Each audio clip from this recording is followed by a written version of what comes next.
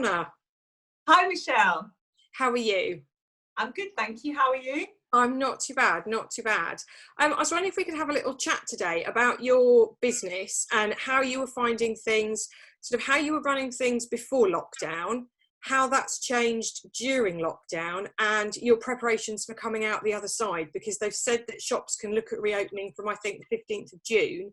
So it'd be really interesting to hear from you, your sort of journey through lockdown, if you're happy to chat about that. Yeah, absolutely. So I have been trading in Horsham since 1999. Our little shop, which I moved to a couple of years ago, I used to have it open Wednesday to Saturday. And before lockdown, I was doing that so that I could work on my online shop. So I was running my online shop alongside my high street premises as well. And I was also doing a small, well, every week I was doing a newsletter, which was going out to my database, and I was doing a weekly video highlighting certain products. And some weeks I'd do that from the shop, and sometimes I would do that from my home studio, which I already had before lockdown. Okay, so that's really interesting. So you're doing a combination of at the shop and online, and then supplementing your online with the weekly newsletter and your videos as well. Yeah, so I'd already embraced the online and the social media aspect to drive footfall to my boutique, because it's slightly out of the way in Horsham and we've moved a few times and it's a smaller premises. So I was embracing the social media side and the website to kind of build my presence, which we already had. But the beauty of it is that it could build an audience locally, so that people could see the sort of thing that I had in store, and then people would come and visit on those days, Wednesday to Saturday, that I was open, or other times by appointment. So did you find that when you sent the newsletter out, you'd have more people arriving in the shop based on what you'd put in the newsletter? Absolutely, absolutely. The newsletter was essential in the beginning, because we'd made a move from the large shopping centre from Swan Walk to Stansway, where we are now. So the newsletter was essential because it showed people that we were that we were still going, B, where we were, because we could include a map, and C, to keep us in their in their mind's eye, so they could see what we had every week, and to keep something fresh, that they could actually see what we had coming in every week, and to encourage people to go to the website. Okay, so we then got to lockdown and they said that's it, shops are shutting. So yeah. what went through your mind? What did you think you needed to do or to change as soon as they said that's it, shops are closing? Well, I think it was the Monday that they said officially closed. We actually closed. I closed a few days before that. I could just I was watching the news very carefully and seeing how things were panning out in Europe, and seeing Italy and Spain. I was very aware of what could happen, and I wanted to make sure that I could revert fully to my online at home. So I have this wonderful home studio, which I'm in now, which was already all prepped and ready to go, because that's where we were filming. So all I simply had to do was to close the store and to bring all the stock here, so that I could continue working, so that I knew everything was safe and it was here in the house. And then literally just let everyone know that we weren't going to be in the store, and kind of the next thing after that, I suppose, was that I really had to wait and see about how we were going to be able to leave the house and postage. And there was actually a little bit of a time just after lockdown where the message wasn't very clear about whether we should still be shopping and encouraging people to go out to shop online and have delivery men. But it was actually a little bit of a grey area, and everyone wanted to stick to the rules very, and of course that was important. But I think what the government made very clear was that online was definitely to stay open, because obviously we had all these poor people, who weren't able to work, and the worry of furlough, and businesses closing, what's going to happen, and we were all basically scared and didn't know what was going to happen. So what came out of this in the end was that they were saying that, you know, retail could continue, online was actually encouraged, which once I had that message from, you know, from that and from my business community as well, I felt confident that I was doing the right thing, and I was like, right, okay, this is what we've got to deal with. We're not going anywhere. You know, I'm here. I live in a little village just outside Horsham, and I'm really fortunate that I have a fantastic village shop which is serviced with the post office once a week and has daily Hermes collections. And I also happen to have a huge dog that needed walking every day. So I could actually combine all of these things and still continue trading. And I didn't feel bad about trading. I felt positive about it because we are a nation of shoppers, and we take great pleasure in having little bits and pieces. And if the little bits and parcels that I was sending out were giving people joy, little patches of joy, then that is what we needed to get through. So that's brilliant. So you'd already got your online business established. Have you made changes while you've been in lockdown to grow that online business and to increase your online orders because you haven't been able to have the shop open? Yeah, 100%. So straight off, I've been opening up my shop every Saturday. Saturday's always the busiest day. 21 years I've been standing in Horsham on a Saturday, you know, in my shop. So for Saturdays, I straight away went to doing a regular, after a couple of weeks of getting comfortable with everything, we went to doing a regular live on a Saturday. So Saturday shopping, so that we could all feel together, and I could share with my you know, wonderful customers all the new pieces I had in. They can see how it looks on me. We can have a little bit of feedback. You know, I can try and answer some messages while I'm there. So actually, our Saturdays kind of it's about keeping the norm. You know, so it's kind of like grab a cup of coffee, like you might get from, you know, one of our fabulous coffee chains or in Horsham, and sit back and kind of like come and see what I've got. Because that's what would happen in the shop anyway. People come in and I'm like, oh, have you seen this? This is great. And I tend to know we have lots of regular customers, so I can go, oh, have you seen this top? This would be perfect for you. Which I could replicate that experience by having that regular Saturday interaction with them. And from that, as soon as I finish that video every Saturday, my sales, you know, are coming through loud and strong, which is fantastic. And the response has been phenomenal, and I've really enjoyed it as well, and it's kept me sane. So you do those online shopping sessions live on social media for people? Yes, yeah, I do. Once I figured out the technical side, we had a few technical issues at first, which were a bit of a nightmare, but once you get everything working quite smoothly, it actually becomes quite easy. So that's great to hear that you've done a little bit of normal with your Saturday shopping through your social media platforms and built the online offering. Now we're hearing in the news that shops might be able to reopen from the 15th of June. So what are you thinking about in terms of going back to the shop? So we will be opening up that week. It is just me, but I will be opening up towards the end of the week. And again, I've looked at kind of like my you know, other retailers that I know in different areas of the country who are doing a similar kind of experience to myself perhaps, and looked at how we can, you know, implement the changes. I will be going back, but I am looking at doing shopping by appointment only. Fortunately, I already have a appointment system which is live on my website. I already used to do personal shopping for those days that I wasn't open. On a Monday and Tuesday, we weren't open to the public anyway, except by private appointment. So I am going to be implementing that because I know that people are desperate to get out shopping, and I think people think it's all going to be the same. I think it's going to have to be very different, and we're going to have to do things very slowly and be prepared to change as things kind of change around us, so be quite adaptable.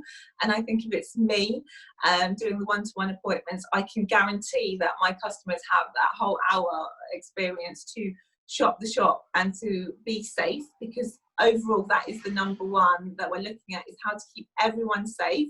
my customers safe, myself safe, and our families. So I think that's how I'm going to implement it, really, is by doing this personal one-to-one shopping experience. And of course, if that's not for you, then that's fine. But online is available. So if you don't feel that you want to book a private slot, that's, some people might feel that's a bit kind of pressured, and I get that, that's fine. But in the website, everything's on the website, so you can browse away and you can try on at home. Because the other issue that we have is that we're not quite sure whether we can have our changing rooms open, and we love to try on. So I need to just work that through and figure out a way to make that work. It might mean that I open on a Monday and a Wednesday and Saturday to allow those 72 hours. They're saying 72 hours in between trying on and putting something back on the shop floor. So that might be possible. Or whether we just stick to one day a week, I don't know. I think we just have to be adaptable. This whole, we've learned so many new words in this whole experience, pivot being one of them, and diversify.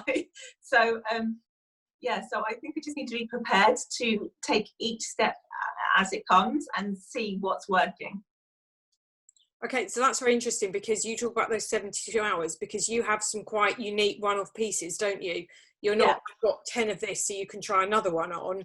You need to have that time for the stock to settle because of the uniqueness of your pieces. Exactly. I haven't got 10 of a size in something that we might get in one of the high street retailers. I only have one of something in a size. So if I allowed everyone to try it on, then another person can't try that one piece on. So it might be that we just need to open for less hours and kind of stagger it over the week. That could be an option. But literally, I'm open to, to suggestions as well. I think it will involve some feedback from my customers and see what works for them and what they feel comfortable with. Because ultimately, it's what my customers really, feel is going to be right for them. That I want to encourage them out, and as I keep everyone safe. But it has to be about the customer, really.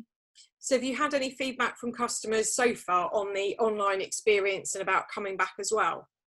Yeah, I have, first of all, I've picked up some fabulous, lovely, regular online customers who perhaps hadn't been customers in the store before or hadn't been visiting as regularly before because they weren't aware of the online perhaps, or say now they've had more time to shop. So that's been great, doing the having regular sales coming through every single week.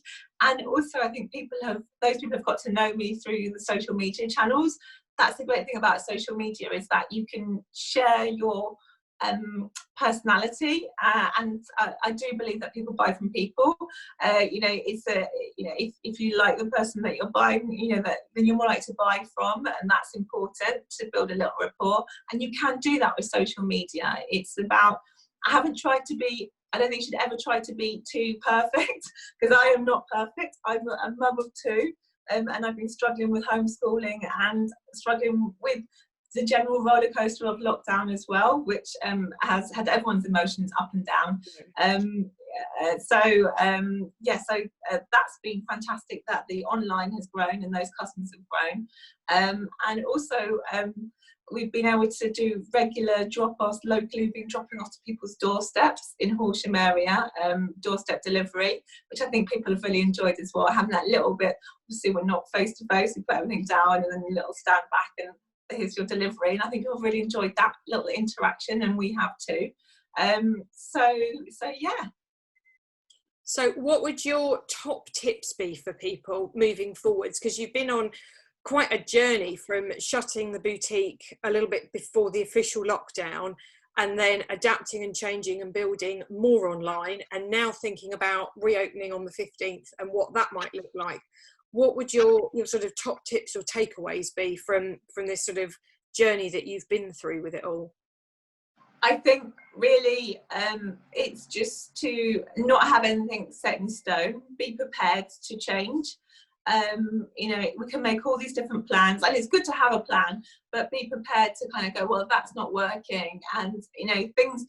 And I think it's important as well to get that message across to our customers as well, that things might not be as smooth or as quick as they have been in the past. your hours might have to change. There might be a weight to try on. As I said, we might have to kind of space out trying things on, whether that's even an option. You know, we don't really know. So I think just generally just, you know, take it easy and be prepared to just see what works for you and what you're comfortable with as well.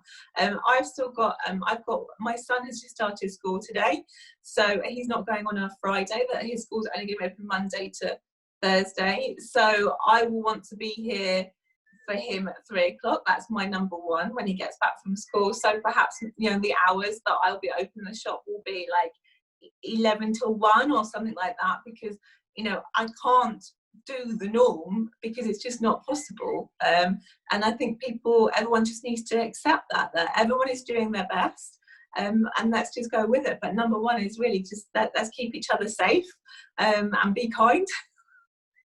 So I think there's some great things there. You've got being flexible and adaptable.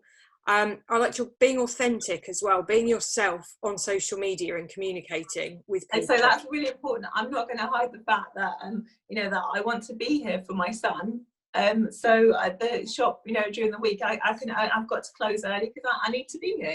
You know, it's a big change has been going on, and you know, we all have all sorts of, you know, say the roller coaster, you know, that we're on. We need to have, you know, our own little time to deal with whatever we're dealing with. And I think that was a great one that you said as well about managing customers' expectations and communicating with them so that they understand about opening times and delivery times and how things are going to work. And I think that's really key moving forwards, that if people are communicating with customers, actually you won't be able to try it on, or if you need to come in, these are the times that the shop's open. As long as they know that, and people are given that these are going to be the guidelines, this is what's going to happen, it makes it much easier with customers because they know that's going to be the delivery time, or I know I can't try it on. And that's really key, I think, to manage people's expectations. I think just say up front, you know, how it's going to work. Like, you know, there'll be, you know, one couple at a time. You know, perhaps you might not be, you know, encouraging. I mean, normally I love to have children come in and there's a toy box they could play with. We can't have a toy box out, for example. That's just not going to be feasible. It's not going to be safe. We can't do that. So there's going to be little changes that we need to make. But, you know, we're doing it for everyone's safety, not because, you know, I'd love to have everyone in and try. It's just, you know, we need to keep everyone safe. You know, and that's the number one priority. But it's getting that message out there that you are welcome. But I would highly recommend that. I think every retailer now needs to have an online presence. You need to have that backup because lots of people will still be wanting to stay at home and shop from home, and that's absolutely fine. That is, you know, that's not a problem. Yes, you know, do that if you can. But if you really want to come in and see, then you're welcome. But so we just need to take these precautions. And that's good, because one of my next guests coming up is I've got Rob Cole from Lello Business, and he's going to be talking about PPE and sanitizer and keeping things safe. So that's a really key message, isn't it? Staying safe. And I think by looking at the PPE and the sanitizer and what people can do, that will be really absolutely helpful. So we will be obviously in between. The reason for having the appointments as well is because if I manage the appointments and have those 45-minute hour slots, it will allow me to clean the boutique in between each visit, so that I know that when you come in, you know that everything is going to be as hygienic as I can possibly, have for you. That's really my aim, is to keep everything spick and span so everyone feels safe and secure when they're at La Vida. It's like we've also had to diversify recently into face masks. Can I show you these? Yes, do. So I never thought I'd be selling these, and it's actually these are the lovely little washable face masks. I think if you can, in a small space like the shop, it probably that we will ask if you can wear a mask, because that's easier, and I'll be wearing one certainly. But this is a new product, but actually we're having fun with them, being kind of fashion prints. We've got lots of different styles coming in all the time at the minute. But it's about kind of this isn't going away right this minute, but what can we do? How can we, you know, work with it? They could become quite a fashion statement, masks, I think, looking at the patterns that you have there. Exactly, they are quite a fashion statement. You know, they're a look that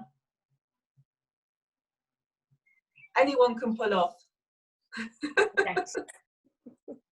Love it. I think that's very key. It's about opening, but about staying safe as well. So thank you very much for taking the time to chat to me. I really appreciate that. Thank you, Donna. I know, thank you.